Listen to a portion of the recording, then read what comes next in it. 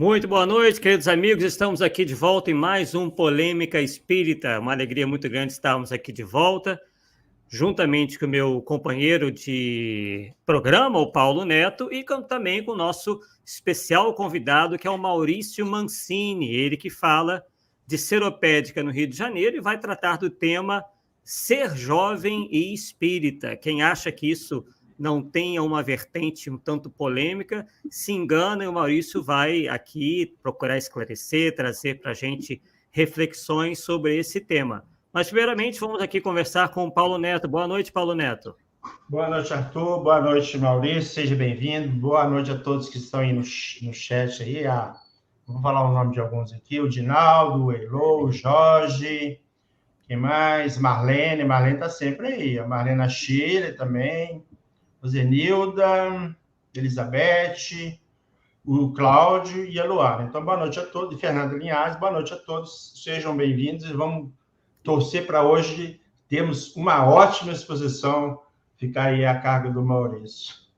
Com certeza, Maurício, né, que tem um canal, inclusive no YouTube, né, vocês podem ir lá visitar, que leva o próprio nome dele, né, tem uma série lá de estudos e palestras bastante interessante. Ele tem, como vocês vão ver, uma maneira bem dinâmica, bem didática de apresentar a doutrina espírita. E, finalmente, boa noite, Maurício. Seja muito bem-vindo ao Polêmica Espírita. Boa noite, Arthur. Boa noite, Paulo. Boa noite, internautas. A Fernanda, que colocou a gente em contato, já está lá com a gente também. A Elô Paisano, essa que apareceu aí no começo, Paulo, é a que eu te falava lá dos Semeadores de Esperança, é a coordenadora, uma das coordenadoras da tarefa. Muito obrigado pelo convite. É um prazer enorme estar com vocês aqui para tratar de um tema que me é muito caro, tanto do ponto de vista do trabalho doutrinário, quanto de vista do trabalho profissional também. Afinal, lidar com jovem é a função do docente. É verdade, né? Ainda mais nos tempos de hoje. Hoje, inclusive, quarta-feira de cinzas, né? Acabamos de sair de uma data festiva aí para a maioria da população, né? Pelo menos parece que a maioria do brasileiro tem essa fama, né? De gostar aí do carnaval. E também nos traz algumas reflexões, né? Sobre a questão mesmo do comportamento, a questão mesmo das nossas escolhas na vida. Então, vamos passar aqui a dar uma palavra em definitivo para o Maurício, e vocês podem fazer os seus questionamentos, suas perguntas, que o Maurício, depois de uma parte introdutória, vai, então, responder perguntas ou, então, fazer comentários em cima também dos comentários de vocês. Então, Maurício, com você a palavra. Fique à vontade. Ok. Bom, para contextualizar, né, sou trabalhador espírita e espírita desde 1976 e mais ativamente de 86 em diante. E nesse bom período desses anos de trabalho, lidando com jovens, lidando com juventude espírita, lidando com as atividades também mediúnicas da casa, mas sempre tendo essa oportunidade de receber as novas gerações, né, de alguma maneira contribuir para que as novas gerações se tornem trabalhadores, porque essa é uma questão que muitas pessoas colocam. Eu já fui fazer palestra em alguns circuitos em que o mais novinho da casa tinha 60 anos, na diretoria. Né? Imagina, então, como é que não devia ser. E as pessoas se queixam da falta de renovação, da falta de jovens no movimento espírita, porque os jovens de hoje em dia que eu estou falando século XXI, tá? Estão descabeçados, são aquelas criaturas que não estão querendo compromisso, não estão ligados mais com doutrina, com espiritualidade. Isso é uma coisa muito parcial, é uma amostragem muito pequena e enviesada. Afinal de contas, a gente observa aquilo que é divulgado, aquilo que a mídia nos apresenta, aquilo que chama atenção, aquilo que é notícia. E embora nós tenhamos todos os dias jovens realizando atos muito nobres, jovens realizando atos, né, muito elevados, o que vai aparecer num telejornal, por exemplo, é exatamente o caso de um jovem que entra numa escola e mata um monte de colegas. Ou então de jovens que, de alguma maneira, né, fazem o estupro coletivo de uma outra jovem num baile de carnaval, por exemplo, e às vezes nem tão jovem assim lá na Espanha, né? Mas a gente começa a perceber que isso é um clichê. E aí o outro lado da minha vida, que é a carreira docente. Eu lido com jovens, eu tenho um trabalho aqui na Universidade Rural desde 1991, E cada geração a gente vai observando as suas peculiaridades, vai observando a diferença de anseios, lógico. Né? Em 1991, a nossa maneira de comunicação era uma. Hoje, a maneira de comunicar, de informar é outra. Talvez por isso, muitos de nós que ficamos ali parados no nosso tempo, parados na nossa forma de ver, e eu vou fazer uma advertência disso, né? Em 1976, minha família travou o contato com a doutrina espírita, eu era ainda criança, e uma das coisas que mais me aterrorizava era eu ir para a evangelização e o pessoal ainda sacava aquela apostila da FEB, do final da década de 50, praticamente, né? Com aquelas figuras em preto e branco, o Moisés com aquela figura toda retorcida, meio semi-leproso assim, para falar da gente para as 10 revelações todo ano. Se isso já era um incômodo para um pré-adolescente na década de 70, imagina hoje, se nós usarmos a mesma metodologia para apresentar uma doutrina que é atualíssima.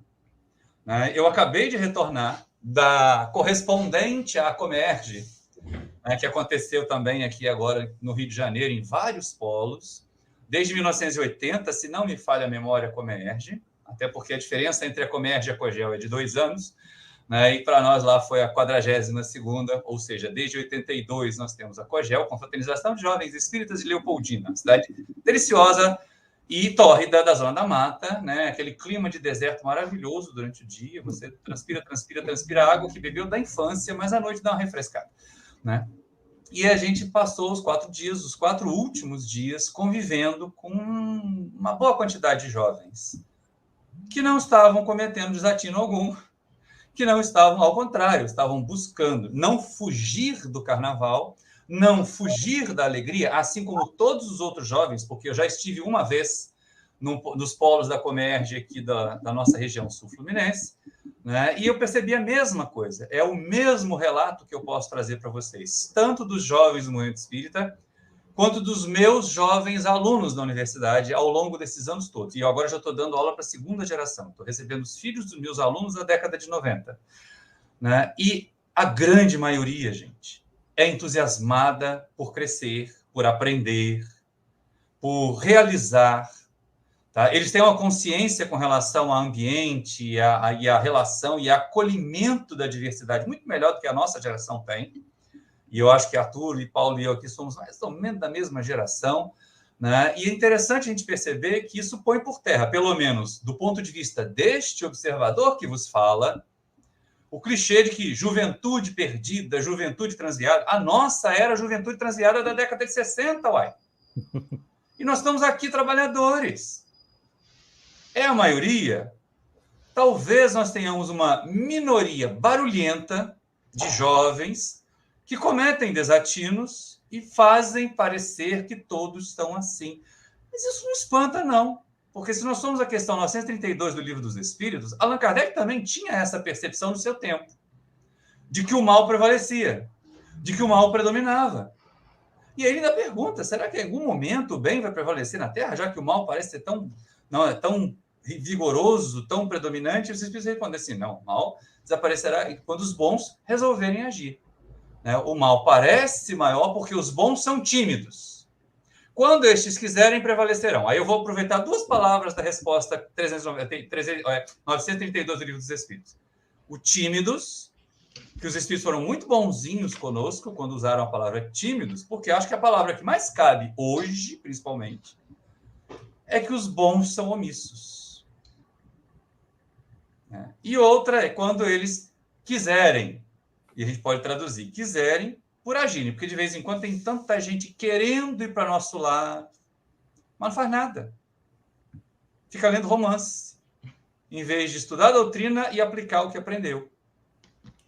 Então é importante, muito importante, a gente observar que assim, a maioria dos jovens não é descabeçado. Aí vem a questão que a gente propôs para o programa de hoje.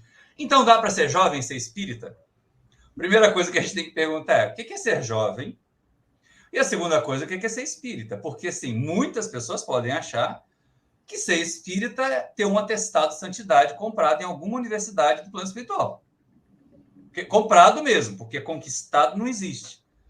Então, de vez em quando, o povo acha que se der 300 cestas básicas por ano, aplicar 20 mil passos ao longo da encarnação, vai ganhar um duplex com piscina do lado da casa de André Luiz, lá em Nosso Lar. E não vai rolar.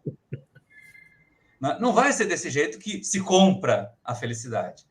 É a transformação. A gente tem que fazer essa jornada e ela é muito mais interior do que exterior. E aí a Fernanda já está colocando pergunta para nós lá, né? Depois, então, o Arthur puxa aí a pergunta da Fernanda para não ficar girando o rosto aqui para a minha segunda tela. Mas é importante que a gente observe essa ideia de que, assim, quando nós quisermos, quando nós agirmos, nós queremos ser bons. Vou dizer que eu sou, não. De vez em quando a gente solta o lado umbral aí e precisa, né, enfiar ele para dentro de novo. Guarda lá. Se só tirar esse gênio perverso da garrafa, dificilmente depois a gente começa. Faz lembrar um personagem antigo, né, que diz assim: quando eu me espalho, ninguém me junta. Isso, do ponto de vista espiritual, é mais verdadeiro do que do ponto de vista material, porque basta um pensamentozinho e a gente sintoniza com a parte mais trevosa que tem no mundo espiritual e se torna instrumento dela. Aí depois você, mas eu não queria fazer assim, agora já era. Mas não se preocupa não, porque Paulo de Tarso também dizia, né? O bem que quero não faço, o mal que não quero, isto faço. Então estamos nós aqui, trabalhadores do mundo espírita, Elô conosco, Fernanda conosco, Eugênio, né? E a gente percebe o seguinte: nossos jovens na casa espírita estão se afastando das nossas casas? Porque ser espírita pressupõe estudar a doutrina espírita, é verdade. Conhecer, principalmente, as obras básicas. Estudar a doutrina espírita não é ler romance. Tá? A gente tem que ter muito cuidado. Estudar a doutrina espírita não é ficar lá no chat apenas de uma live. Lives são boas, lives são interessantes. Nós estamos aqui por causa disso. Se eu não acreditasse que lives são boas, eu não estava aqui. Mas a gente tem que estar sempre atento para o fato de que, assim, é lá na base que nós vamos conseguir o ferramental para poder chegar aqui e não falar besteira. E não falar bobagem.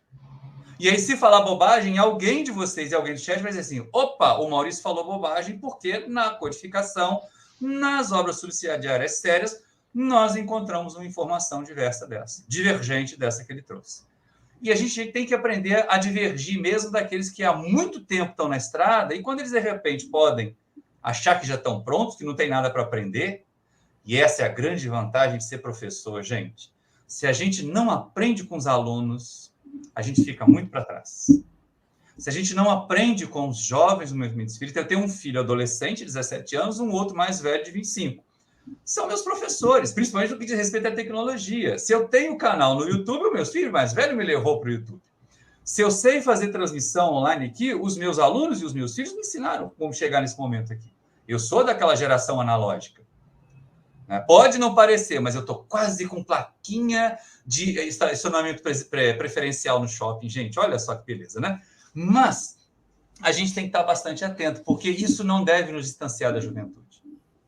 Nesses 4 dias que eu passei com o meu caçula lá na Cogel, os colegas que ficaram com ele nas turmas de estudos, que foram dos pré-adolescentes, ali dos 13 até os 18 anos, e a gente fez um trabalho com o pessoal mais velho, de 19 em diante, mas a turminha dele, a gente teve algumas interações, até por causa do Bernardo, até porque estar com o filho é a parte importante também de estar num evento desse, né? E aí foi interessante porque a gente percebe nitidamente, em todas as gerações. Eu vou a este evento, lá de Leopoldina, desde 1990. Então, eu já acompanhei gerações de que hoje não são mais os jovens, mas são os dirigentes da tarefa, como nós vemos acontecer nos polos de Comerge aqui. Eu fico tão feliz de ver isso.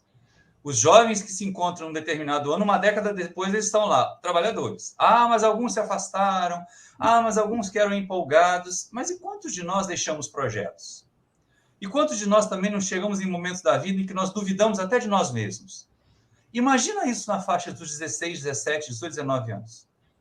Em que todas as dúvidas, em que o olhar de alguém pode nos fazer ficar inseguros em relação a nós mesmos. Então, na juventude, mesmo que nós tenhamos ali encarnado um espírito milenar, um missionário, esse é um momento de tanta transformação e de tantas observações, e pior, de tantas comparações deles com os da mesma faixa etária, deles com os que já estão à frente na vida, na carreira, nas conquistas, que muitos ficam inseguros e acham assim, não, peraí, eu tenho que correr atrás daquilo que o meu colega da turma do 3º ano, porque eu estou no 1º ano do médio, ele já está conquistando. Mas aí ele esquece, você está só no 1º ano do médio, vai ter mais 2 anos para viver aí. E depois de terminar o médio, vai ter mais aí uns 4, 5 anos da busca da graduação, ou então já entrando no mercado de trabalho, dependendo das condições da família, porque a gente não tem que ficar imaginando que a rota é a mesma para todo mundo, que todo mundo tem o mesmo talento. Aliás, eu comentava até, e é interessante, nesses encontros, a gente normalmente parece que professor tem uma para outra. Tinha um casal de professores no Instituto Federal também, lá acompanhando os filhos. Uma vez nós sentamos à mesa para conversar e veio a colocação. Né? A gente observa nitidamente como a estrutura, como a forma de apresentar afasta. E aí essas criaturinhas ficam imaginando assim, não, esse aí não é para mim. Mas se apresentarem para mim hoje, ou para um jovem, ou para o meu filho de 17 anos, aquela figura lá do Moisés, em preto e branco, todo deformado, feio para burro, para falar das 3 revelações, ele vai embora também. Então o questionamento é assim, o jovem de hoje é diferente do jovem da época que nós éramos jovens aqui na tela? Da época que vocês, do chat, eram jovens? Tinham dúvidas diferentes da nossa? Não tinham. Não tinham. Talvez eles hoje tenham a dúvida se eles compram um celular, né, um iPhone ou um smartphone da marca tal ou qual. Né, se instalam um aplicativo tal ou qual. Mas a gente tinha dúvida se comprar uma bicicleta ou se casava, quando estava lá com 18 anos. Então, só muda a tecnologia em torno da dúvida, mas a incerteza, a dúvida, a insegurança, elas continuam. E aí cabe a nós. Cabe a nós, trabalhadores, cabe a nós, pais. Porque muito frequentemente, quando nós vemos assim, jovens com grandes problemas, a raiz dos problemas não está nos jovens, está nas famílias. A gente até tem, junto com a Elô e uma outra companheira, também lá de Muriaé, a Célia Freitas, um programa no nosso canal que é Família em Foco, que começou com a Darcy Neves, com vídeos gravados, e hoje nós temos as lives, na primeira, na terceira terça-feira de cada mês, exatamente para estudar aquela obra do Camilo, Desafios da Vida Familiar, porque a gente tem, assim, para dirigir, um monte de preparações, né? Aula teórica, aula prática, simulador, prova, mas não tem nenhum manual para ser pai, para ser mãe. Ninguém tem que tirar a carteira de pai e mãe antes. Então, a gente aprende fazendo. E erra muito. E erra muitíssimo. E aí, frequentemente, olha que coisa engraçada, Arthur, tanto dentro da universidade, e eu lido com jovens adultos, eu não lido com adolescentes na universidade, eu lido com jovens que estão ali. Os mais novinhos entram com 17 anos, né? De 18 para cima. Quanto no movimento espírita, e aí sim eu lido com jovens adolescentes, ali do 13, 14, 15, 16, 17, 18, eu percebo nitidamente o quanto eles sentem falta de afeto maternal e de afeto paternal. Por isso, a busca em outras coisas que os preencham. E aí vem aquela questão do que atrai, de quem seduz mais. Ora essa, imagina, se aquele videozinho do TikTok, que ele vai trocando a cada 30 segundos divertido, não vai manter a atenção dele mais do que uma palestra de 1 hora de um palestrante que fala assim, meus irmãos, sabe que Jesus... E aí, ou então fica virado. Eu também tenho arrepio no perispírito, gente. Toda vez que eu vou em alguma palestra, algum seminário, e o palestrante conversa com o PowerPoint, não conversa com o público. Fica virado de costas para o público, lendo o PowerPoint que ele escreveu. Alguma coisa está errada aí nessa metodologia de ensino, nessa metodologia de divulgação. Então, eu olho para o meu filho mesmo, de 17 anos, o quanto que ele quer coisas que são dinâmicas, mas que, ao mesmo tempo, estejam de acordo com as suas expectativas. Né? Então, não vamos imaginar que juventude é uma coisa que vai se afastar do espiritismo, se afastar de religião. Acontece, lógico. Eu não estou aqui para romantizar a juventude. Eu não estou aqui para dizer assim, não, todos os jovens são maravilhosos, são lindinhos, até porque nós somos todos reencarnacionistas, uai. E aí, se a gente vai no primeiro, né, no Transição Planetária, lá do Manuel Filomeno de Miranda, lembrando que trilogia são 3 livros, não são 4, né? E a gente deixa isso aí para depois, para outra polêmica espírita, senão eu vou polemizar aqui e eu não quero apanhar, mas a gente tem que estar bastante atento, né? Porque, assim, a gente percebe, e não precisa ir no Transição Planetária do Manuel Filomeno de Miranda, se a gente quiser ficar só na codificação, a gente pode ir na geração nova da Gênesis, e Allan Kardec ali também aprende com os benfeitores espirituais que estão chegando, espíritos nativos da Terra, para ter, talvez, a sua derradeira oportunidade de alavancar o progresso aqui.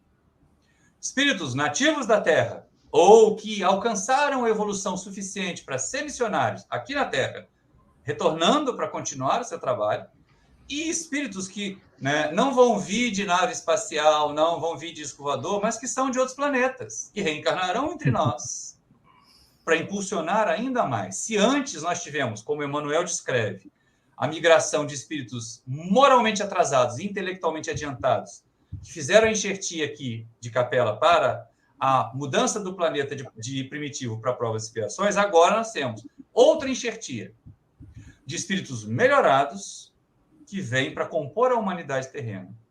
Basta nós olharmos os nossos jovens que agem, que transformam, e não são poucos.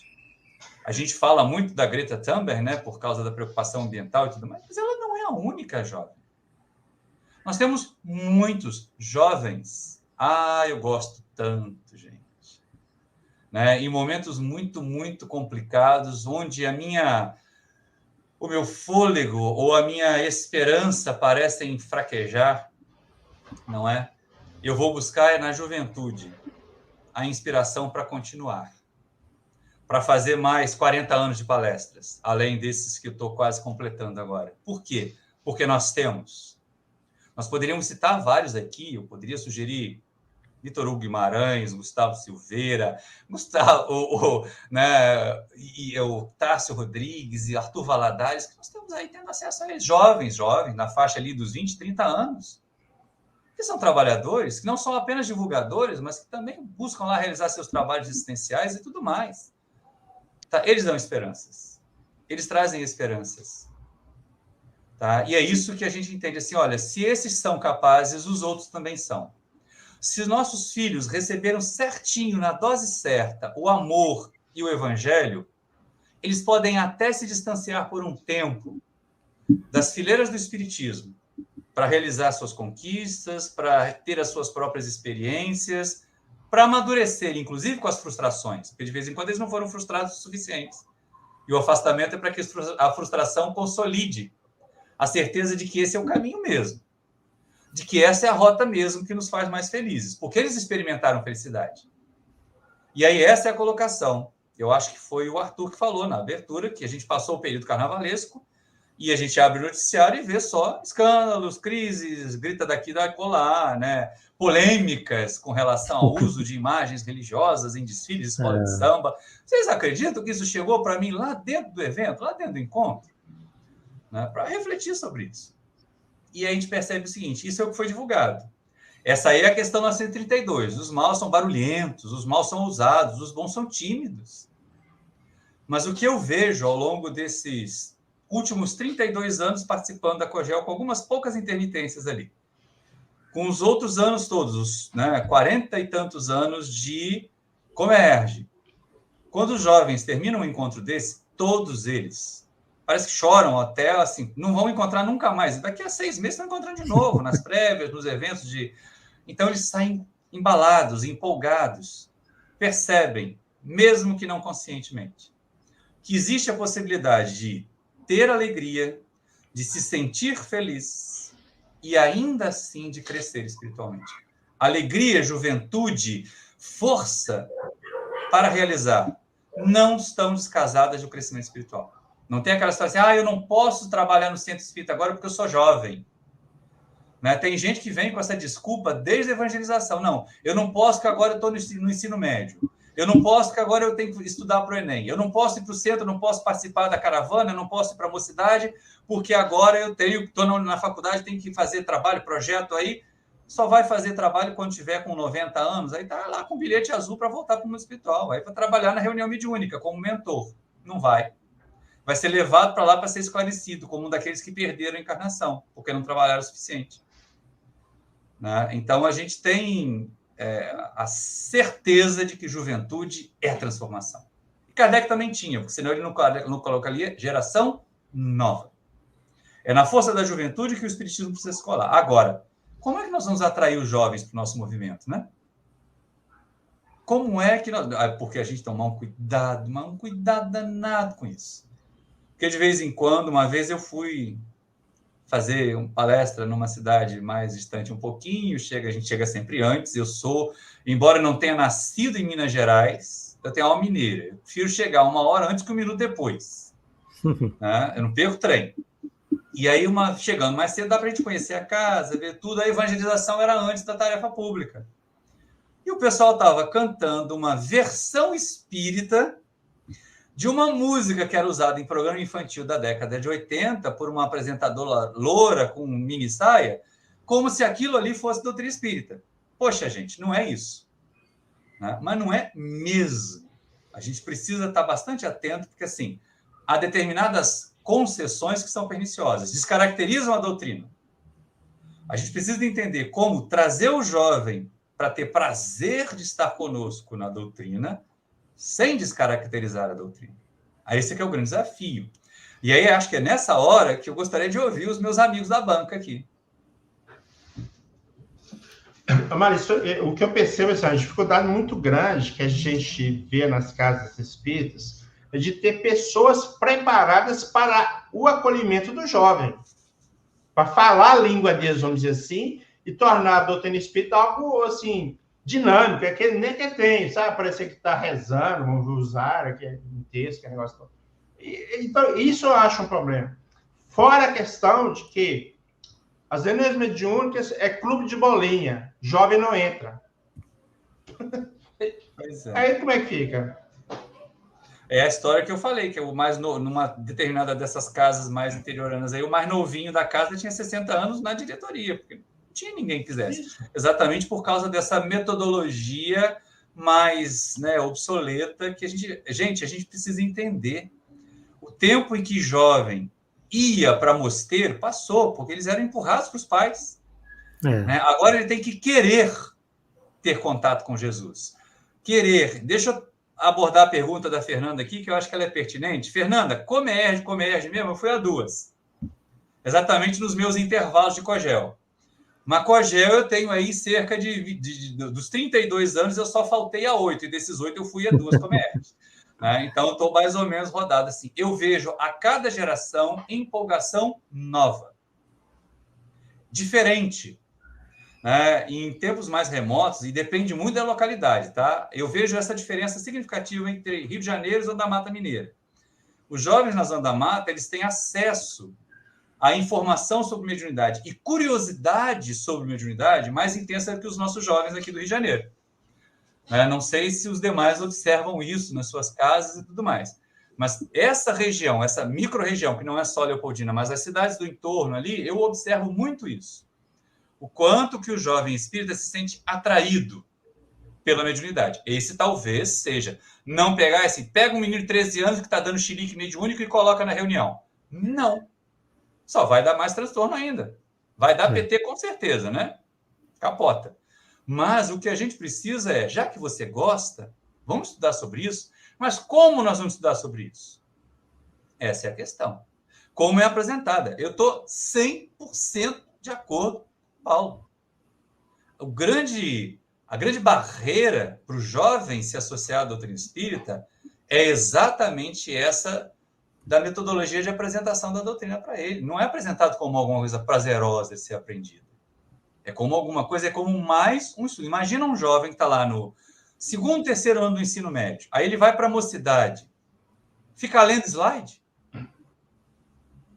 Pegar um calhamaço assim de texto e bota lá aí, depois senta em grupo, faz uma rodinha aí, e vocês agora discutam o texto. Aí eles vão fazer exatamente o que fazem na escola. Só que agora estão com o celular ali, né, para poder ver o TikTok, porque discutir o texto não vão. Tem que ser um dirigente dinâmico. E tem que ter o cuidado, porque de vez em quando a gente diz, então, eu estou com 50 anos, eu não tenho mais essa pegada, eu não tenho mais essa dinâmica. Então, se associe com um jovem que tenha. E ele será a ponte, ele será o elemento de comunicação.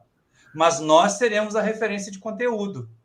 Nós teremos a referência de balizamento doutrinário. Porque senão começa a coisa a desandar também. A primeira casa espírita que eu trabalhei, né, a diretoria não tinha esse cuidado. E aí o que a gente observava? Os jovens tinham uma barreira intensa para ter acesso a informações sobre mediunidade e tudo mais. Mocidade era o lugar do jovem. Mocidade era uma vez por semana e só. eles passaram a querer fazer uma reunião mediúnica entre eles. A gente observa assim, em determinada hora, fechavam as janelas e a porta da sala da juventude, a gente não sabia o que acontecia ali, até a gente sabia que eles estavam fazendo vibrações. Só que numa dessas vibrações, um dos jovens deu uma comunicação mediúnica, porque ele não sabia lidar com isso. Aí ele disse, ai, que jovens loucos que fizeram isso, mas que direção louca que não prestou atenção nisso antes. Me perdoe usar esse termo, né? Porque de vez em quando, até porque eu estou dirigente da Casa Espírita aqui, né? Estou na secretaria, já fui presidente algumas vezes, agora estou alforriado, e consegui colocar um jovem do ponto de vista de capacidade de direção, né? Na faixa dos 40 anos, para a gente que já está na faixa dos 60, é um jovem, né? Na presidência do centro, poder ficar um pouquinho mais na retaguarda ali na colaboração.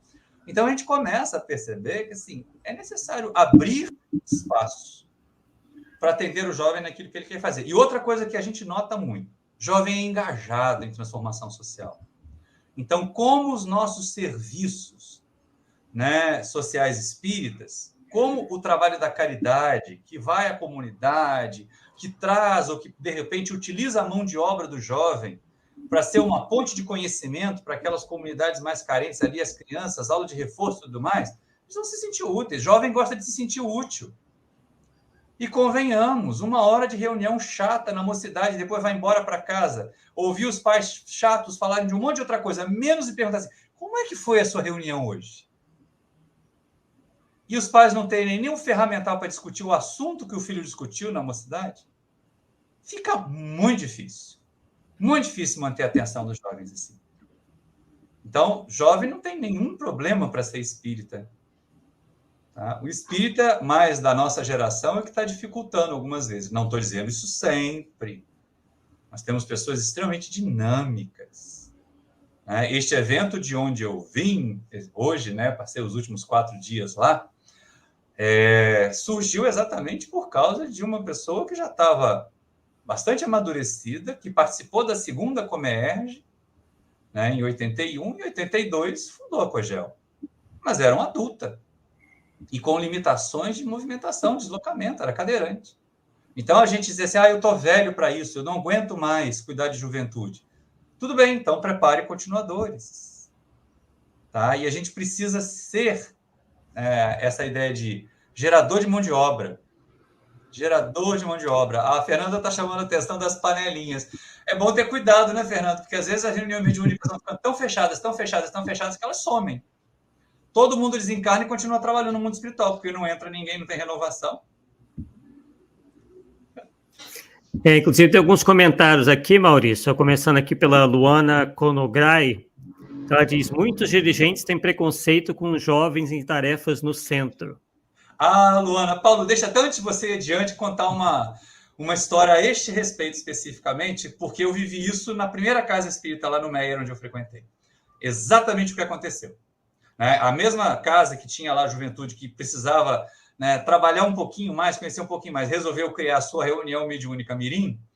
Nesta casa, a gente tinha um monte de gente oriunda de outras formas místicas de trabalhar a mediunidade nas reuniões mediúnicas. Então, tinha gente que, às vezes, parecia que era médico, era profissional da área de saúde. Ia todo de branco para a reunião mediúnica porque achava que branco era sinal de pureza para poder receber os espíritos de luz. Né? De vez em quando só via os espíritos de Lúcifer. Mas deixa passar. Passa, abafa caso. Né? E aí eu estava na diretoria, levanta-se a questão. A gente estava avaliando a entrada de novos participantes numa reunião de educação mediúnica, gente. Estou falando de educação mediúnica, preparação. Eu sempre mantive o contato, né, com os jovens da casa e com a diretoria da casa. Aí levantei a escada de um jovem que na época tinha 18 anos, que tinha, sim, seus traços de mediunidade e que, olha só que coisa, né? Eu sugeri que fosse chamado para compor uma das turmas de educação mediúnica que ia começar. Mas não pode, é muito jovem, ele tinha que ficar na juventude, não tem maturidade, não vai saber entender. Aí a gente vai lá no Diretrizes de Segurança, quando pergunta ao Adivaldo Franco quando o jovem deve se interessar por atividades mediúnicas, e ele diz assim, não é uma questão de idade cronológica, mas de maturidade espiritual. E eu saquei essa pergunta e coloquei à mesa, olha, este jovem me inspira mais confiança e mais maturidade espiritual do que alguns companheiros e companheiras que já estão na reunião e que ainda não se dissociaram da sua forma antiga de trabalhar, de permitir que todas as comunicações aconteçam sem controle, porque eles não são médiuns, eles são os cavalos, e os guias é que são os condutores das coisas, se jogam no chão e tudo mais. Em quem a gente vai confiar? Neste jovem que eu sei, e aí porque eu conhecia, eu coloquei ali, eu coloquei a questão do direito de segurança e um pouco da minha, do respaldo que eu podia dar do conhecimento em favor do jovem. Finalmente, as coisas se aquietaram, não foi foi com contrariedade da diretoria, mas diante de argumentos e diante de fatos, a gente não tem muito o que ficar reclamando, e o jovem foi. Isso saiu excelentemente. Melhor, como eu havia dito, do que os outros que ficam dando chilique mediúnico em reunião até hoje. Daqueles que aprenderam lá, não sei aonde, sem nenhum tipo de passagem pelo livro dos médiuns. Ah, sim, eu sou do tempo que o pessoal dizia que era médium de berço e que não precisava estudar o livro dos médiuns. Então, eu vi muito médium de berço fazendo na reunião mediúnica o que a criança faz no berço, quando não fazia o que a criança faz na fralda, dando chilique mediúnico, em vez de comunicação mediúnica. E é exatamente por aí que a gente precisa ter o critério. Tem maturidade espiritual? Tem comprometimento? Porque, às vezes, o indivíduo não tem vontade, tem maturidade, mas não tem o tempo de comprometimento. Então, não é conveniente. Pelo menos para o trabalho mediúnico. Tá? Mas a gente tem que estar muito atento a deixar portas abertas para outras atividades em que o jovem já possa participar. Tá? Eles têm a energia que a nossa geração já está carecendo, gente. A turminha lá do meu filho na Coagel, quando no encerramento, em vez de ficar com o pessoal da TI, TI significa terceira idade, não é tecnologia de informação, né? Eu fui ficar com o pessoal deles. Aí assim, seu pai está sempre junto com os jovens, né, Bernardo? Eu virei para ele, claro, vocês são meu elixir da longa vida. Se eu não pareço ter 60 anos, é porque eu convivo com vocês mais tempo do que eu convivo com a garada. Não que os idosos, aliás, ao contrário, viu, gente? Deixa eu fazer minha reverência aqui. Muitos dos meus aprendizados, de quando eu era jovem, agora não sou mais, né? De quando eu era jovem, foi visitando o abrigo do Cristo Redentor ali em Bom Sucesso. Aquilo ali não é exatamente Bom Sucesso, mas ali na região do Rio de Janeiro. Grandes aprendizados, grandes professores de vida. Visitando a colônia de Curupaiti, em Jacarepaguá, grandes aprendizados, grandes professores de vida, todos acima de 60, 70 anos. E todos dinâmicos. O problema é que a gente só envelhece quando desiste de viver. Enquanto a gente tiver vontade de viver, a gente não envelhece. Porque velhice é diferente de idade. Todos nós vamos chegar à TI. Todos nós vamos chegar à terceira idade. Porque a alternativa é muito pior, né? Aquela história desse povo que não quer ficar velho, ó, a alternativa é pior. É morrer cedo. Eu quero não. Tá? Então, a gente tem que entender. Envelhecer não necessariamente quer dizer acabar. Estacionar. Tem anciãos muito dinâmicos e jovens que parecem que já têm 90 anos. Se acabar a internet, tem síndrome de abstinência porque vai ter que levantar do sofá ou vai ter que largar, né? Só sabe fazer esse movimento usando as manetes do jogo. Se parar a internet, se acabar o jogo online, não sabe fazer. Então, não é uma questão cronológica. É uma questão do ser espiritual que nós somos. Nós temos espíritos joviais e corpos envelhecidos. E nós temos espíritos muito, muito desanimados, deprimidos. Gente, depressão não é um problema só de quem está encarnado, né? Tem espírito desencarnado, deprimido e reencarna e já começa deprimido desde cedo. A gente tem que estar muito atento a isso. Então, abrir espaço, permitir, mas sempre atentos, sempre acolhedor. O que é acolhimento? É impedir que o outro tenha suas experiências? É impedir que o outro tenha suas frustrações? Não, isso é superproteção. Pais e mães, muitas das vezes, queremos ser superprotetores. O velho discurso que a minha geração faz e que a antes da minha fazia menos, porque eles não tinham tempo para ficar elucubrando isso. Ai, a minha infância e a minha adolescência foi muito difícil. Eu não quero que meu filho passe os apertos que eu passei. É o maior erro. A gente não deve querer que o nosso filho passe pela violência física que talvez a gente tenha sofrido, pelas privações materiais que talvez nós tenhamos sofrido, mas que eles enfrentem os nãos da vida, para que eles aprendam na frustração a ter resiliência, a ter capacidade de superação. Tá? E aí a Camila está chamando a nossa atenção ali. Eu não consegui pegar aqui o comentário. Né? O espírita tem que difundir com leveza a doutrina com seus filhos. Sim, Camila. Né? E com o cuidado de achar assim, jovem e criança não atrapalham. Nós é que podemos atrapalhar o desenvolvimento deles. Porque aquela história assim, não, vamos fazer a reunião de evangelização no horário da palestra para as crianças não atrapalharem, não ficarem correndo no salão. Porque como nós já estamos, a maioria de nós, ranzinhos, é chato, não queremos ouvir barulho, só queremos ouvir o palestrante monocórdio e ficar esperando ali a hora do passe, né? Porque tem um monte de espírita que acha que é o centro é tomar passe. Tem alguns que são chamados, né, de assim seja. Espírita assim seja é aquele que chega faltando 15 minutos para acabar a palestra, porque é na hora do passe. Né? Então a gente tem que estar muito, muito, muito atento a isso. Tá? Por quê? Começa no Evangelho no Lar. Gente, por favor, ó, o evangelizador da casa espírita ele vai ficar 1 hora, quando muito 2 horas por semana com os nossos filhos.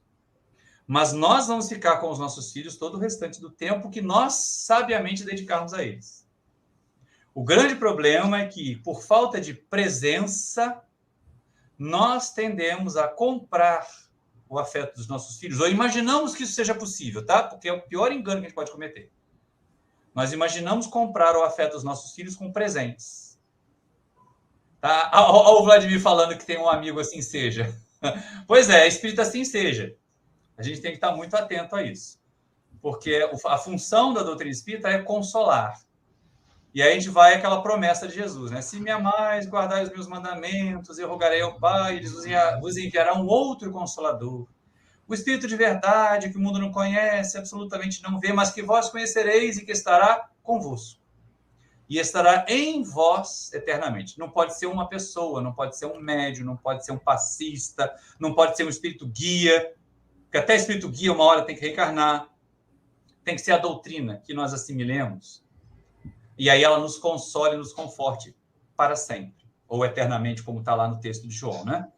Mas é importante que a gente faça isso desde o Evangelho no Lar. Toda família que tem a certeza, a convicção do compromisso, porque, gente, espera aí, questão 582 do Livro dos Espíritos, quando Allan Kardec pergunta se maternidade e paternidade são missões.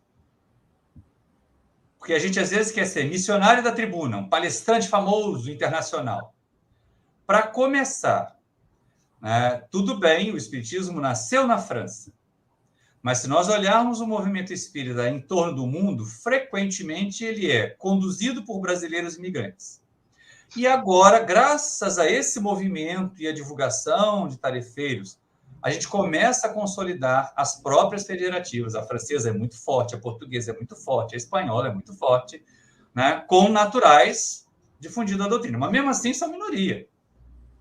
Há pouco tempo atrás, no sábado antes do carnaval, no sábado anterior ao sábado antes do carnaval, num dos programas falaboa.net, lá no canal Espiritismo Net, a convidada, que mora, né, agora na Espanha, estava comentando que o movimento lá é testemunho, pela predominância do movimento católico. E tem muito brasileiro fazendo. Então, essa história de fulano quer ser palestrante internacional, gente, em terra de céu, quem tem olho é rei. É difícil, é desafiador ser palestrante aqui, porque você vai encontrar um Arthur, vai encontrar um Paulo, vai encontrar uma outra pessoa que está lá na plateia para dizer, epa, isso aí que você falou não está certo. No livro tal, do autor tal, que é obra subsidiária, isso não está certo. Se você vai para fora, primeiro tem a barreira da língua. Gente, vocês não fazem ideia do que é. Vocês já repararam que eu fui desmamado com microfone, né? Minha mãe tirou minha mamadeira e me deu um microfone no lugar. Minha dificuldade é parar de falar. Nunca foi falar. E aí vocês imaginam a dificuldade de fazer uma palestra em Genebra com tradução consecutiva, não era simultânea. Eu tinha que falar, parar meu raciocínio, deixar a tradutora traduzir para o francês para eu voltar à segunda frase. Foi uma tormenta da minha vida. Eu não sei falar francês. Eu treinei com a minha nora aqui 6 frases em francês para poder cumprimentar o pessoal e poder ter um pouquinho de empatia deles, conquistar um pouquinho da empatia deles para o povo coitado que só sabe falar português e inglês. Né? Mas... né? Tem a barreira do idioma e tem a barreira do pouco conhecimento da plateia. Então, quem terra de céu, falar fora do país é fácil. As pessoas vão acatar o que a gente levar. Torço para que todos os palestrantes internacionais sejam da qualidade, né, que nós vimos no Raul, que nós vimos numa Sandra Borba, numa Maíse Braga, porque de vez em quando saem uns aventureiros das suas terras, dos cafundós do Juda do Brasil, achando que vão ser palestrantes internacionais para falar abobrinha lá fora e fazer a gente pagar mico. Né? Dizer isso aí que é espiritismo, quer saber disso não. Muita gente se afasta do espiritismo por causa das bobagens que ouve das tribunas e que vê nas lives. A gente tem que ter um cuidado danado em relação a isso. Aliás, essa é uma dos assuntos de mais conversas que eu tenho com a Fernanda, a respeito de coisas que são colocadas que são absurdas e a gente assim, isso aí não é espiritismo, não. Aliás, lá no canal dos Semeadores de Esperança, nós fizemos algumas lives assim, o que não é espiritismo. E o pessoal trazia questões, perguntas, para que a gente pudesse, eu e outros companheiros, numa roda de conversa, tratar, para poder facilitar um pouquinho, aplanar um pouco isso, principalmente para aqueles que são neófitos, né, que não têm essa percepção, ou que não começaram ainda a aprofundar. Porque a hora que o pessoal começa a estudar Kardec, acabou a chance de ser enganado facilmente. Podem tentar. Se parar de estudar, pode acontecer.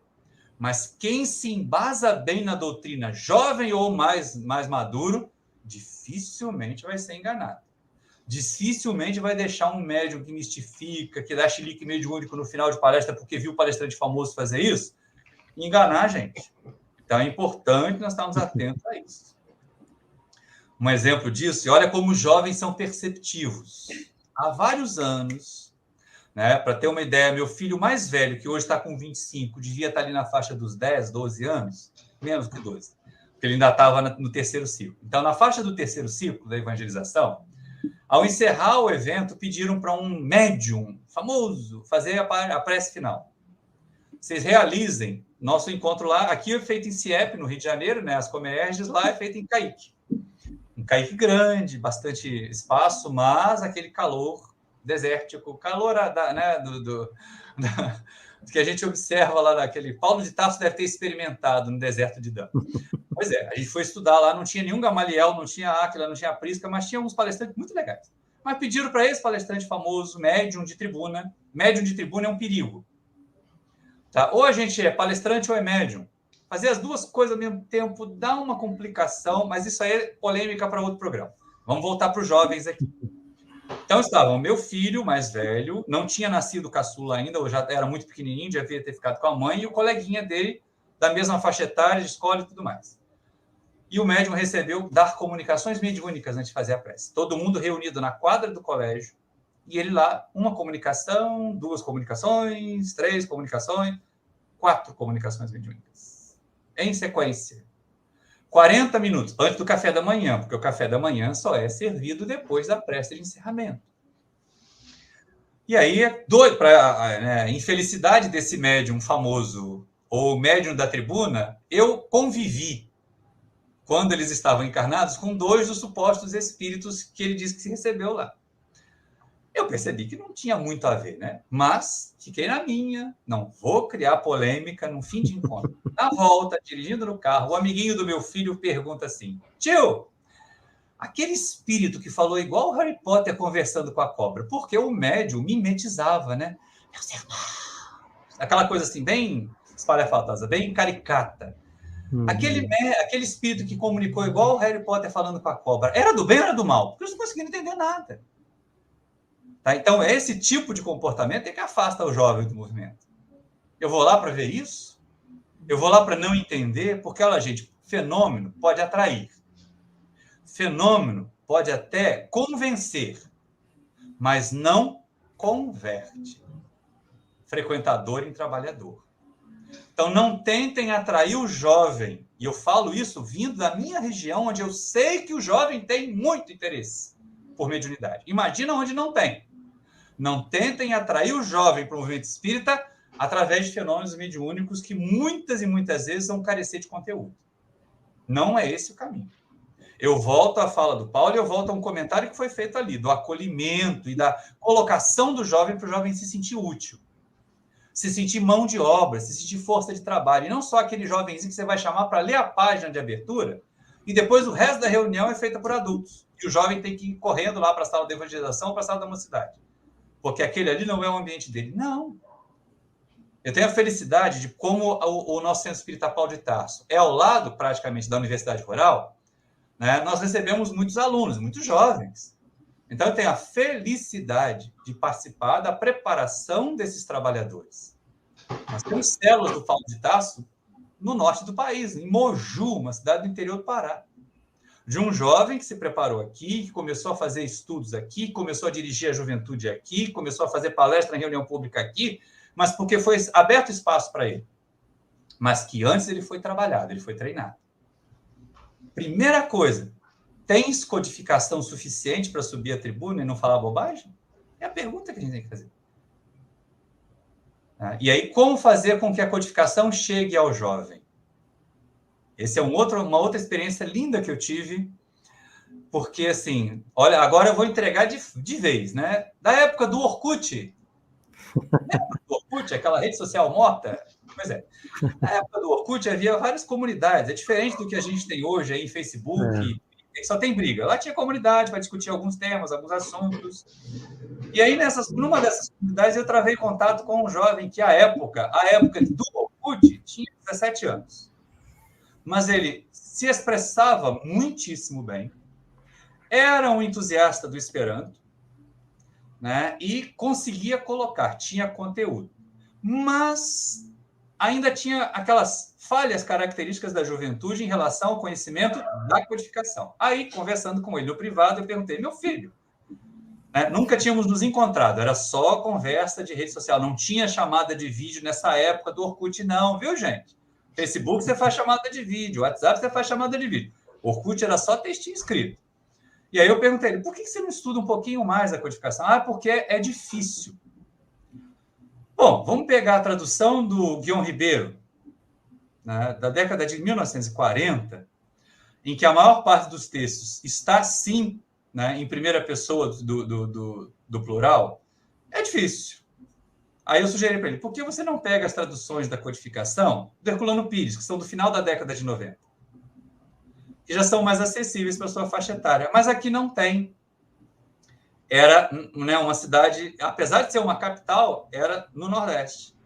E há 20 e poucos anos atrás, né, talvez não tivesse tão fácil acesso assim. Ou pelo menos ele, jovem, não tivesse tão fácil acesso assim à codificação, às traduções do Herculano Pires. Nenhum problema. Eu sou, né, além naquela época, além de presidente do centro, eu era o livreiro do centro. Eu que fazia as encomendas de livro para a livraria. Encomendei os livros todos da tradução do Herculano Pires e mandei para ele. Chegou lá, ele feliz da vida, abriu o pacote, viu os livros, comentando, agradecendo, de repente ele dá aquela parada assim, e a gente precisa dar essa parada mesmo, né? Nós nunca tínhamos os vistos, caramba. Rede social é um perigo. Da mesma forma como você tem gente querendo fazer o bem, você pode ter um monte de gente mal intencionada se infiltrando. E aí esse jovem que tem um nome de um cacique muito reconhecido diz assim, mas peraí. Agora a Fernanda vai rir porque ela já conhece a história. Por que você está me mandando esses livros? A gente não se conhece. Eu falei assim, meu filho, a gente não se conhece. Mas eu tenho certeza da reencarnação. E aí, eu podendo semear a doutrina onde eu puder, eu estou me garantindo. Porque se eu for seu neto, eu quero os meus livros de volta. Aí a gente começou a ir. E uns anos depois, ele veio ao Rio de Janeiro e ficou hospedado aqui na nossa casa para um congresso de Esperanto. É um trabalhador até hoje. Usa as sementes que foram plantadas até hoje. Não é um dirigente espírita, mas é um trabalhador da espiritualidade na sociedade. Isso é o suficiente para nós. Seria ótimo se nós conseguíssemos uma transformação de 100% dos jovens da nossa mocidade em diretores do centro. Isso não acontece. Mas se nós tirarmos 2, 3 para serem continuadores da tarefa no centro e todos os outros para levarem as sementes, nossa missão vai estar cumprida. Nossa missão, nosso objetivo na vida vai ter sido atingido. Além disso, né, quando a gente investe na evangelização do jovem, quando a gente investe na evangelização do adulto, a gente está fazendo desobsessão preventiva. A gente está evitando que a obsessão se instale. E esse é um trabalho que já tem resultado nesta encarnação. tá? Eu gosto muito de fazer palestra. Antes da pandemia, eu fazia pelo menos 8 palestras por mês, viajava, né, por várias cidades do país para fazer palestra, mas eu tinha certeza de que, para 90% daquele público acima dos 50 anos, o que eu estava falando hoje ia ser usado na próxima encarnação. Mas o que eu falo hoje no encontro de jovens vai ser usado quando esse jovem estiver na fase adulta, ou pode ajudar esse jovem a se transformar num trabalhador de agora, como muitos dos que eu estive, né? Um dos jovens que é coordenador geral da COGEL hoje foi um daqueles que eu evangelizei na década de 90. É muito bom saber que a gente fez parte disso. É muito bom saber que a gente pode acolher. Eu volto à questão do acolhimento. Nós não podemos, gente, por favor, dirigentes, trabalhadores, nós não temos a missão, volta lá na questão 582 do Livro dos Espíritos, nós não temos a missão de substituir os pais e as mães dos jovens que chegam à nossa mocidade.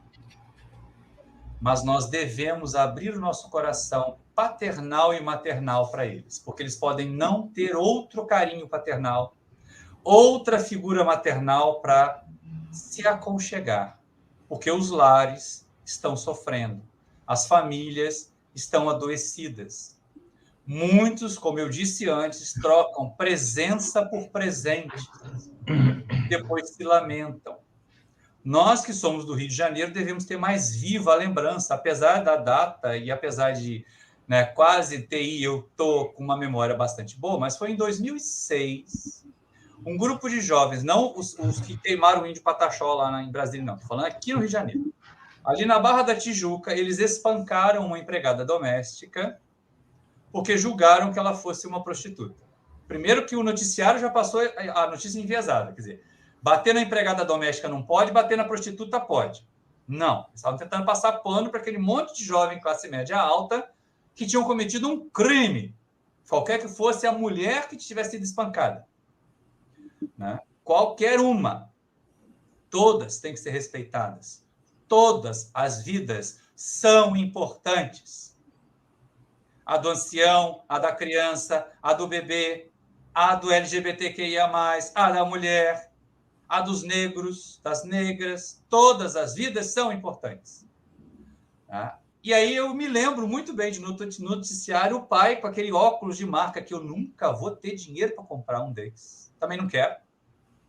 Né? Indo tirar o filho da cadeia, porque felizmente eles foram presos provisoriamente, né? Até os pais irem lá tirar. E aí ele fazendo aquela cara assim, ai, eu não sei como isso aconteceu, como que esse menino foi fazer isso? Claro que não sabe, né? Assombração, você nunca desceu para o playground para ver com quem que seu filho estava brincando. Nunca foi no parquinho ver qual é o tipo de brincadeira que seu filho estava fazendo. Quando ele fez 18 anos, colocou a chave de um carrão na mão dele. Quer que ele seja o quê? Se não um adulto mimado que acha que a vida é para ele ser só gozado. Então, cabe a nós, pais e mães, em primeiro lugar. Mas a nós, dirigentes, embora nós não possamos substituir os pais e as mães biológicos na sua tarefa, nós podemos e devemos acolher. Deixar abertos os nossos corações para que eles possam se aninhar. Talvez sejamos a única influência positiva na vida desses jovens, pelo tempo que eles estiverem em contato conosco no Centro Espírita, porque pode não durar. Mas, gente, pensa bem, né? Agora eu vou usar a minha antiguidade egípcia, né? Se até as sementes que foram encontradas nas pirâmides germinaram depois de plantadas, imagina o evangelho que a gente plantar no jovem. Vai germinar no tempo. Façamos a nossa parte, trabalhemos bastante. Dá para ser jovem espírita. Por enquanto, até essa primeira hora, nós estamos falando mais para os adultos que vão acolher os jovens. Mas eu não posso terminar, né, sem falar para o jovem, olha, dá para ser jovem, ser espírita. Você não precisa fazer um voto de celibato, não. Ser espírita não é mosteiro, não. Agora, tenta encaixar o conhecimento que a doutrina espírita traz ao seu viver no dia a dia. Né? E a gente vai perceber que é possível ver, ao longo desses 32 anos de participação em atividade com jovem espírita, encontros durante o carnaval, a emoção desses jovens, o choro às vezes, e aí me permitam, algumas vezes beirando a histeria negativa, a histeria coletiva, né, beirando a histeria coletiva, de que eles estão sofrendo porque tem que ir embora daquele paraíso. Gente, eu hoje, com 60 anos, eu falo assim, vocês estão doidos. Dormir de colchonete, passar calor, tomar banho e ainda achar que é um paraíso? Tá, mas para eles é. Porque eles encontram ali o que, né, não está no corpo, mas eles encontram ali o que o espírito anseia. Uma dose de um mundo espiritual superior. Então, eles vão ter essa semente. Quando chegar a hora do confronto, eu vim da Cogel, eu vim da Comerge, eu cantei, eu fiz teatro, eu fiz dança, eu aprendi o evangelho, eu fiz dinâmica sobre o livro dos espíritos. Olha só que coisa interessante. Então, para que eu tenho que encher a cara no barzinho e sair dirigindo o carro em alta velocidade e atravessar o sinal vermelho? Não preciso disso, não. E aí eles vão ter sempre a semente para dizer assim, não, eu até posso ver meu colega fazendo. Não vou virar um crítico, e de vez em quando também a gente vira crítico, né? Ex-fumante é muito mais chato do que quem nunca fumou. Ex-alcoólatra é muito mais chato do que quem nunca bebeu. Fica querendo doutrinar. Gente, para aqueles ali que são ex-alguma coisa dos vícios, eu estou falando dos vícios, né, materiais, porque os morais são bem mais complicados a gente se livrar. Né? Eu não conheço um ex-fofoqueiro. Não conheço uma ex-fofoqueira. Quem foi continua sendo. É difícil. Os vícios morais são mais difíceis da gente poder superar do que os materiais. Mas existe ex-fumante, existe ex-alcoólatra. Né? Ex-alcoólatra não existe. Né? Existe aquele doente alcoólatra que aprendeu a controlar a sua dependência. E aí ele sabe que ele precisa de mais um dia. E aí amanhã ele vai renovar o pedido de mais um dia, sempre. Nós podíamos fazer isso com os vícios morais. Não, eu vou passar mais um dia sem brigar com ninguém na rede social. Eu vou passar mais um dia sem reclamar do meu parente no WhatsApp. Olha só, já vai desintoxicando aí. Tá? Então, essa semente fica para comparação. Uma hora ela vai germinar. Confiem. E juventude espírita não quer dizer, né, falta de alegria, ao contrário. Eles experimentam tanta alegria que eles choram porque não querem ir embora. Tá? Eu confesso para vocês, gente, eu adorei reencontrar minha cama. Eu adorei reencontrar o meu ar-condicionado. Adorei reencontrar o meu banheiro só para mim. Mas eles estavam lá emocionados porque eles queriam continuar com aquilo lá. Quem está na comédia, quem sabe muito bem como é que é. Materialmente parece terrível. Mas espiritualmente é plenificador. Experimentem isso. Durante muito tempo, mesmo depois que eu me mudei aqui para a Seropédica, né, porque eu comecei a frequentar a colônia de Curupaitim em 1987, lá na minha primeira casa originária, ainda no bairro do Meia.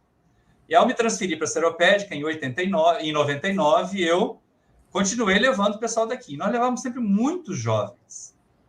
E era uma experiência impressionante. Até as crianças da evangelização disputavam para ver para qual vovô daqueles internos, que eles não tinham nenhum pudor de abraçar. Aliás, essa é uma questão muito interessante. Você leva um adulto de primeira vez numa colônia de rancenianos, ele toma um choque. Você leva uma criança da evangelização, ela sai abraçando o primeiro que ela encontra. Para a gente perceber o quanto que João é representativo no colégio apostolar, né? Se nós pensarmos nas pessoas que estavam aos pés da cruz, nós temos a representação do amor maternal em Maria, nós temos a representação dos curados da alma em Maria de Magdala, que são tão devotados a Jesus que nada impede que eles estejam próximos do seu mestre, e nós temos a representação da juventude em João. Nem Pedro, nem Tiago, irmão do João, nem o outro Tiago, nenhum dos outros 10, né? Porque Judas já tinha ido buscar o auto-extermínio. Nenhum dos outros 10 estava ali aos pés da cruz, temendo pela própria segurança. E João, adolescente, estava. Os nossos jovens são capazes de fazer isso. A hora que beijavam o ranceniano, aquela criança da evangelização, e disputava com a coleguinha quem é que ia dar o sabonete, porque era um sabonete por vovô e vovó só. Aliás, o pessoal na colônia de Curupaitim sempre recomendava, não tragam doce, por favor, porque além da hanseníase, a maior parte é diabética. A gente levava material de higiene pessoal. Então, a gente percebe assim, dá para ter esperança. Esse mundo tem jeito, e tem jeito por causa dessa geração que está chegando aí. Juventude não é uma coisa deslocada, que só faz bobagem. Ao contrário, juventude é a nossa esperança. Jovens, meus queridos jovens que vão nos assistir em algum momento, a maior parte aqui é adulto, dá para perceber pelos comentários, né? Mas jovens que vão nos assistir em algum momento, né? Se vocês tiverem um pouquinho de boa vontade e credibilidade desse velho trabalhador aqui, entendam que vocês são a nossa esperança desse mundo ser um mundo melhor. Eu falo isso para os meus alunos, que a minha geração foi presa na Lava Jato, né? Mas eu falo isso para os meus alunos. Eles são capazes de ser os melhores engenheiros químicos que as gerações anteriores foram, porque eles já vêm com a consciência de não prejudicar o ambiente. Eles jamais vão colocar o ganho pessoal à frente da sobrevivência da coletividade humana. Falando isso do ponto de vista profissional. Imagine, então, a gente pegar desses jovens que já vêm com essa vontade de transformar o mundo e semear nessa terra fértil, que pode dar 70 por 1, 30 por 1 ou 100 por 1, a depender da influência que ela receber, porque às vezes a terra estava preparada, estava manhada, era fértil, mas faltou água e faltou adubo. E quem é que tem que dar água, quem é que tem que dar adubo? Pais e mães, professores, educadores.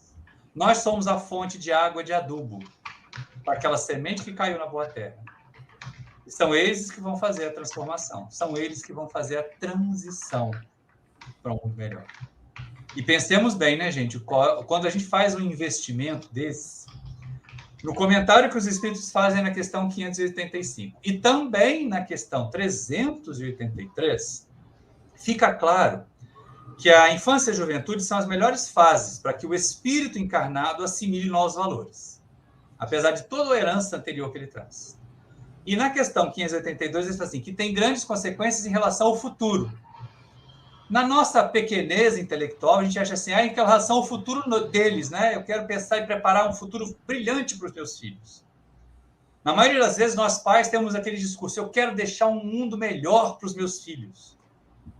Mas não seria muito mais inteligente a gente deixar filhos melhores para o nosso mundo?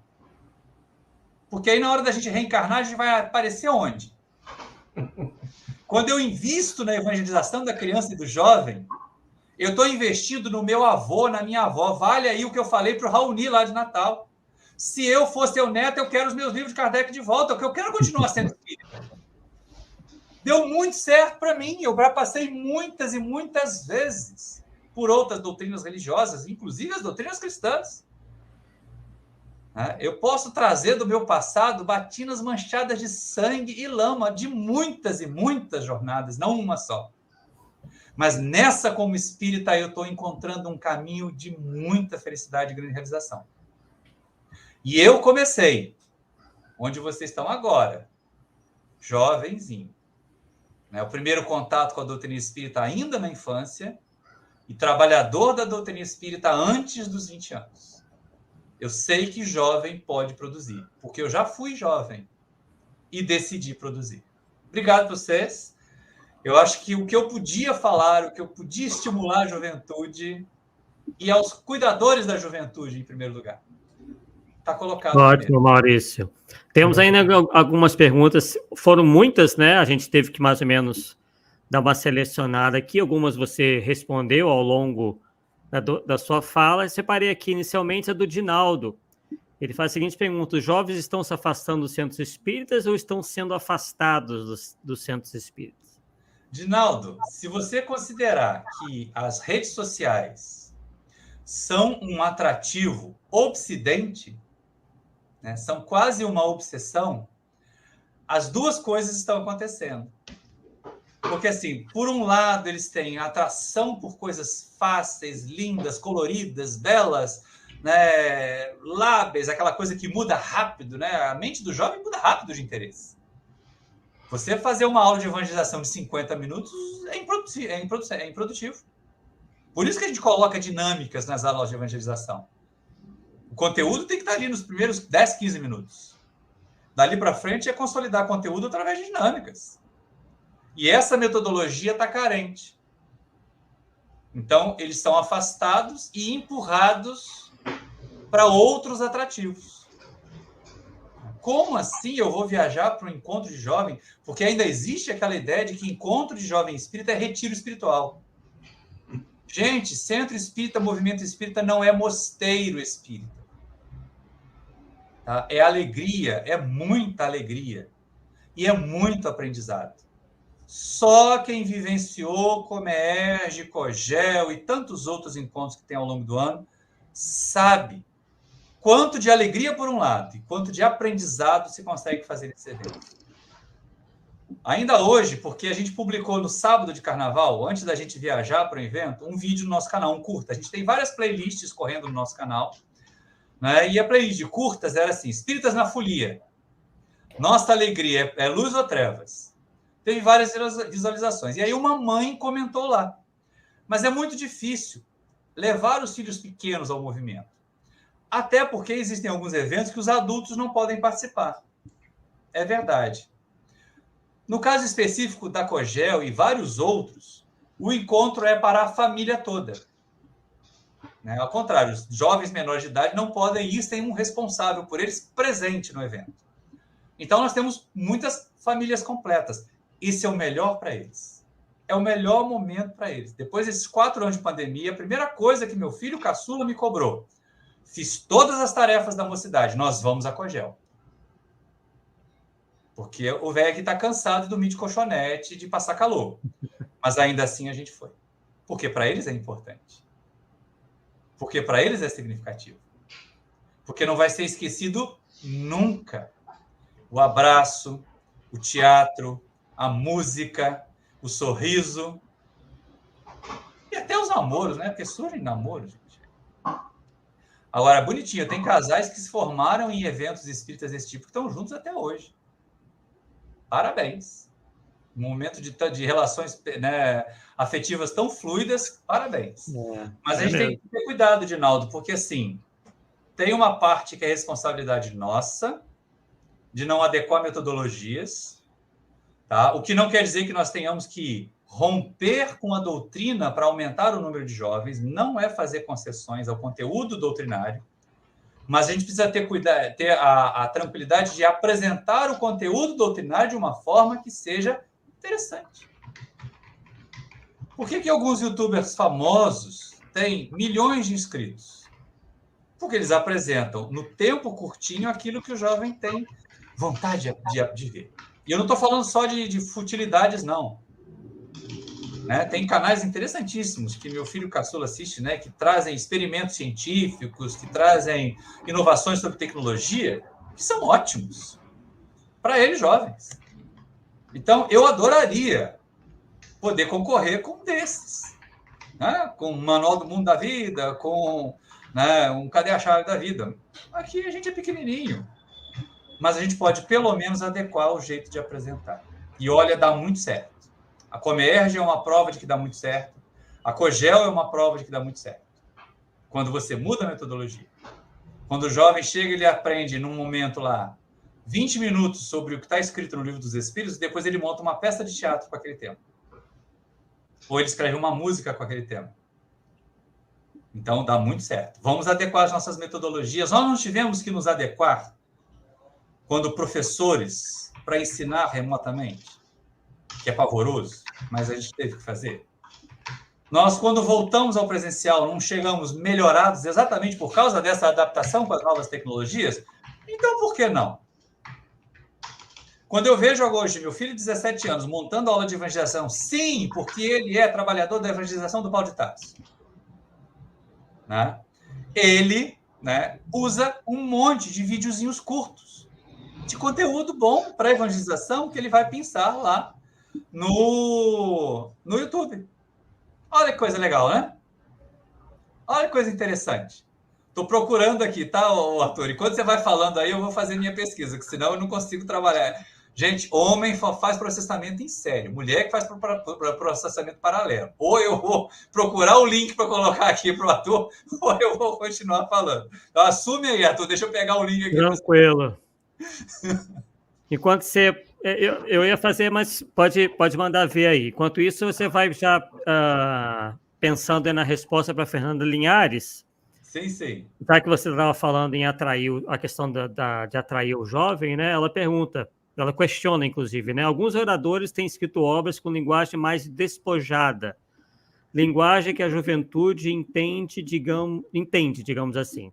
Será que não é subestimar os jovens com esses livros? Me questiono sobre isso. Existe um limite de bom senso para tudo, né, Fernanda? Porque, assim, se a gente resolver colocar um livro com as gírias, né? Ou, ei, assim, né? A gente acaba comprometendo a qualidade do conteúdo.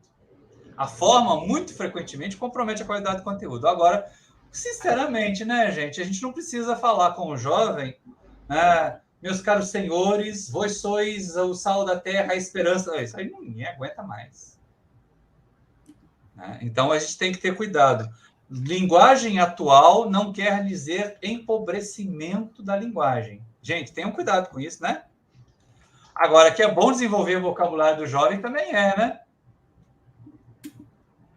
Que é bom a gente ajudar o jovem a desenvolver vocabulário também No Evangelho no Lar, meu filho caçula é responsável hoje, né? Ele já leu várias outras, cada um lê um livro e tem a responsabilidade com uns minutinhos de comentário. Hoje ele lê o Vida e Sexo do Emmanuel, década de 1970, né, gente? Não é nem um livro tão antigo assim. Mas de vez em quando ele para e me pergunta, o que significa essa palavra aqui? Aí olha que coisa engraçada, nós fomos para o evento e de repente lá numa dinâmica ele solta uma palavra que os outros não conheciam. Aí quem teve que fazer a tradução, né, quem teve que ser a tecla SAP do Bernardo fui eu, para poder colocar. Então isso é uma questão interessante. A Joana de Anjos costuma dizer assim, espiritismo também é cultura. Beleza. Mas se você usar uma linguagem hermética demais, você afasta. Né? Então, de meus irmãos, minhas irmãs, para meus amigos queridos, o jovem vai gostar mais de meus amigos queridos. Vocês estão com som aí, pessoal? Sem som, o meu né? Tá direitinho.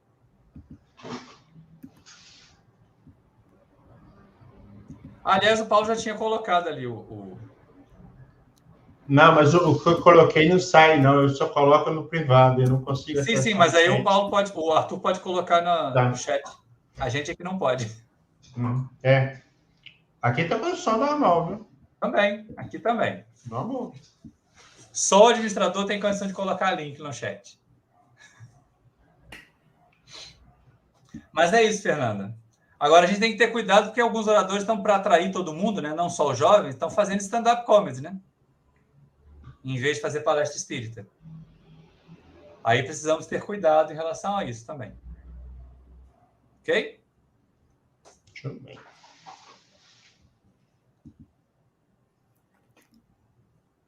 Já apareceu lá no chat.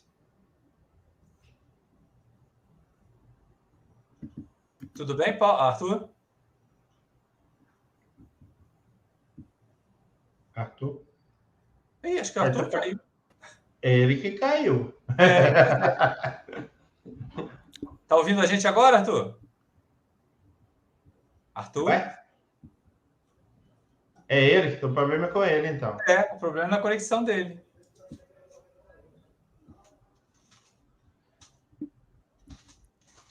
Ué? Estranho. Agora voltou o som aqui para mim. E na verdade a sua conexão caiu. Sim, Você por sumiu isso, da então. tela aqui. Foi por isso. A nossa aqui, para mim, tá normal. Não, perfeito. Vamos ver aqui mais uma pergunta, então, para a gente chegar, né, nos nossos finalmente aqui. O Nuremberg Santana faz uma pergunta assim, mais geral, né? Por que no movimento espírita não se dá tanta importância à participação dos jovens, como acontece na Igreja Católica ou mesmo nos cultos evangélicos? Olha, Nuremberg, eu acho que essa é uma observação que é de uma amostragem pequena. Eu não acho que o movimento espírita dá muita atenção à participação do jovem. O que eu vejo é que algumas vezes as pessoas têm dificuldade de permitir que o jovem se transforme em trabalhador. Mas as campanhas de evangelização e de acolhimento do jovem, elas são coordenadas, inclusive, pelo movimento de unificação, né? Elas vêm como diretriz da FEB desde 1980. Aqui no Rio de Janeiro, nós tínhamos Leopoldo Machado viajando de trem com stand, com peça de teatro, com cenário de teatro, para poder fazer apresentação para juventudes. Não, o movimento espírita valoriza muito jovens. Venham sim. Né? A questão, e aí a gente observa, comparando essas duas propostas, né, lá também a gente não vê a transformação do jovem em trabalhador. Né? Mas a gente vê uma intenção muito grande em transformar o jovem em público. Na doutrina espírita, a gente precisa trabalhar para que o jovem seja público e trabalhador. Porque senão a nossa continuidade fica comprometida. Muito bom. E a Nelídia faz uma pergunta aqui para você. Maurício, uma dúvida dela. Você usa exclusivamente para o ensino e divulgação da doutrina os livros de Kardec? Como é que ela quer saber mais detalhes sobre esse trabalho? Não, mas a base de todas as minhas tarefas, de todas as minhas palestras é a codificação. Tá? Eu me mantenho firme à codificação, essa é importante não abrir mão disso. Uma vez num vídeo da Sandra Borba, e eu concordo gênero, número, grau e totalmente com ela, ela disse que estava cansada de ver muita neurociência, muita física quântica, né, muita psicanálise nas tribunas e pouco Kardec, pouco Jesus. Sou exatamente dessa mesma opinião. Mas nenhum problema de nós, por exemplo, consultarmos um Erich Fromm, um Carl Rogers, e inserir a proposição deles em comparação com aquilo que a doutrina propõe. Nós vamos ver tantas semelhanças. Nenhum problema em nós buscarmos na série psicológica da Joana de Angelis e apresentar as proposições dela como complementação às propostas contidas na codificação. Então, obras subsidiárias sérias, meu material didático predileto. Livro dos Espíritos do Evangelho. Quando eu vou tratar de mediunidade, claro, Livro dos Médiuns. Obras subsidiárias sérias. Quais? Chico Xavier, Emmanuel, Joana de Angelis, através de Valdo, Camilo, através do Raul. Várias outras. Autores encarnados sérios, Felipe Caldas Schubert, o Hermínio Miranda e tantos outros. Alívio Cerqueira Filho, lá de Mato Grosso, que tem uns textos ótimos para nós, trabalhadores. Vale a pena buscar. Né? E aí, com isso, eu junto e faço um mosaico suficiente para dar a forma que, na minha limitação, porque a gente não deve ter a pretensão de alcançar todo mundo, na minha limitação vai ser a forma que eu terei o conforto de passar para aquele público. Estudo público para quem eu vou falar primeiro. Né? Porque se eu for falar para um público mais jovem, eu vou adequar a minha linguagem, uma linguagem mais jovem, eu vou inserir histórias e vou usar mais, né, simbologias de humor. E se eu for falar para um público mais maduro, mais sério, mais taciturno, eu vou falar de uma forma mais formal. Eu vou me colocar de uma forma mais formal para esse público também, mas tentando sempre apresentar o mesmo tipo de conteúdo. E embasado na doutrina. Vocês viram que ao longo do nosso estudo aqui eu citei várias questões do Livro dos Espíritos. Sim. Num estudo, numa palestra de 1 hora, em que o palestrante não fale de Kardec nenhuma vez, de Jesus nenhuma vez, alguma coisa está errada aí, não é centro espírita, não é palestra espírita. Ah, mas é o livro do espírito fulano de tal, do médium tal, mas cadê, né, a hora que a gente vê assim, ó, isso que está no livro do médium tal, fulano de tal, está de acordo com o que está na codificação. Isso tem que ser apresentado. Quando eu cito Joana de Ângeles, por exemplo, no livro Despertar do Espírito, né, eu sei exatamente onde ela tem respaldo no livro dos Espíritos para falar o que está falando ali. E não é só na psicologia, é no livro dos Espíritos, é no Evangelho segundo o Espiritismo. Mas se a gente não tem a base, fica difícil saber que livro que é bom e que livro que é ruim. Um alerta que eu posso fazer agora, e aproveitar que vai ficar registrado, né, gente? Tenhamos bastante cuidado. Tem muita obra mediúnica que não é espírita. E tem muita obra espírita que não é mediúnica. Para discernir isso, como é que a gente faz? Estuda Kardec. Perfeito, perfeito. Bem, então chegamos aqui ao final do nosso encontro de hoje, realmente muito enriquecedor. Paulo Neto, suas considerações finais.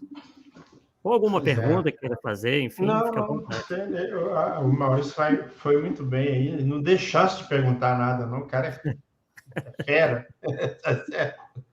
Mas valeu muito, Maurício, agradecemos a sua presença, né? E é um tema, assim, muito interessante mesmo, e eu acho que existe a deficiência mesmo de casa espírita, principalmente que como eu vim do interior de Minas, né, e que a gente percebe que lá a dificuldade é maior, né, e no centro, nas cidades maiores, você encontra sempre gente para lidar com jovens, mas no interior não, né, costuma cair um de paraquedas que você usa, mas a maioria não tem. Então, mas talvez está aí uma sugestão, né, já que você trabalha muito na área e tem esse lado voltado para os jovens, que tal escrever um livro sobre isso? Já tem 5. Beleza, então quer saber? Aí que tá. Se você tem 5 livros sobre isso e não falou nenhum, cara. Mas é porque tá tudo Não, esgotado aí e a editora não, aí fechou, não. então. Não, aí não, você tem que falar, ó, pelo amor de Deus. Eu até busquei a M para ver se tinha reedição, mas eles não querem reeditar. Ih, Eu escrevi livros focados exatamente nesse público jovem. Tem? Com a linguagem que busca esse Sim. público jovem. Não. Algumas vezes recorrendo a histórias, a parábolas, para forçar a reflexão, mas sempre embasado na doutrina. Porque esse que eu vou te falando que é o problema. Você tem um lugar que não tem ninguém que possa fazer e você não tem nada para indicar que o cara possa ler e tentar abrir um caminho. Esse é o ponto. Então, a gente já sabendo, né? Depois aí você Até passa... porque, assim, entendendo que o jovem quer uma mensagem curta que leve conteúdo, sim, os livros são de tamanho de bolso, de formato de bolso, com mensagens curtinhas. Eles nasceram lá no Orkut. Uhum. Aí eu criei uma comunidade, Meus Filhos, que essa é a minha tarefa primordial nessa vida, é ser pai, muito mais do que qualquer outra, né? E aí eu mandava todos os dias uma mensagem, dita mensagem de boa noite. Dessa coletânea toda, um desses meus filhos da alma, né, desses filhos que é a experiência do movimento espírita, biológico eu só tenho 2. Mas se a gente fosse fazer uma relação desses que eu acolho como meus filhos de verdade, meus filhos mesmo, ao ponto dos filhos deles me chamarem de vô, né? Ele sugeriu assim, por que você não escreve isso em livro? Eu falei, não sei nem como. Né? Aí, para minha felicidade, o Hélio Ribeiro me colocou em contato com Orson Peter Carrara e a gente conseguiu publicar os livros. Muito bem. É isso aí. É Ribeiro aqui do Rio de Janeiro? De Niterói. Ah, meu conheço. Irmão querido, Hélio Ribeiro. Aham. Participei muitos anos lá da hoje que é Casa do Batuíra, né? Mas antes era grupo de apoio menor. Palestra lá também. Legal, muito legal. Perfeito, pessoal. Agradecendo aí mais uma vez, então, ao Maurício, a participação de todos, que foi muito intensa, né? Pedimos desculpas aí, não pudemos fazer todas as perguntas, mas, né, o Maurício pôde responder aí, mesmo que indiretamente, aos mais importantes questionamentos. Maurício, qualquer outra coisa, né, o pessoal pode ir lá para o canal e comentar lá no chat, que lá eu sempre consigo responder. No chat não, nos comentários dos vídeos. Sim. Eu sempre consigo responder a todos eles. Perfeito. Inclusive, colocamos aí já por 2 vezes aí o nome aí do canal, que leva o seu nome mesmo, né? É bem tranquilo, bem fácil de achar. E aguardamos você aí numa próxima oportunidade para desenvolver alguma outra temática ou mesmo algo próximo a esse assunto, né? Já que é um assunto que você tem aí uma larga experiência, né? Inclusive com livros escritos a respeito. Obrigado. Obrigado a todos vocês pelo convite. Obrigado a quem esteve conosco no chat. Pode deixar que está aberto aqui na minha segunda tela. Eu vou ler um por um dos comentários que eu não consegui ver aqui agora durante a tarefa, né? E com carinho, podendo ou havendo necessidade, ainda respondo no chat aqui, porque ele ainda vai aceitar por um tempo. A Elô está comentando que tem os livros. Ela ganhou de presente. E a Elô trabalha conosco lá no canal, no Família em Foco. Bem legal mesmo. Muito, eu vi muito que nesse bom. site virtual tem lá Acalanto para Piero, é seu? Isso, é meu. De pai para filho. Poesias. De pai para filho. Pai para filho é meu. Parábolas de boa noite. Boa noite, mensagem de boa noite. Mensagem de boa noite. Conforto nas dores da alma e lições de amor em 2 eras. Lições de amor em 2 eras. Achei. Esse é o único que eu ainda tenho exemplar físico. Os outros todos estão esgotados. Nem eu tenho mais. Que legal, pô. Você tinha que ter falado logo no início, né, Arthur? Exatamente. É importante. Eu não sou bom de merchan, gente. Não, mas... Meu negócio é divulgar espiritismo. Sim, mas veja bem, igual eu estou te falando, e eu coloquei lá no início, temos dificuldade de formar pessoas para lidar com jovens. Fato. Tá? Se isso não ocorre nas capitais ou nos centros maiores, nas cidades pequenas, é uma dificuldade tremenda. Então, a gente precisa de material para formar, vamos dizer assim, entre aspas, professores para lidar com jovens. Não tem outro jeito. Não tem outro jeito. É o processo. É verdade. Ok, pessoal, então agradecemos mais uma vez aí. Então, na próxima quarta-feira, nesse mesmo horário, das 8 horas, estaremos de volta aqui com mais um Polêmica Espírita. Uma boa noite, bom descanso a todos e até a próxima. Tchau, tchau.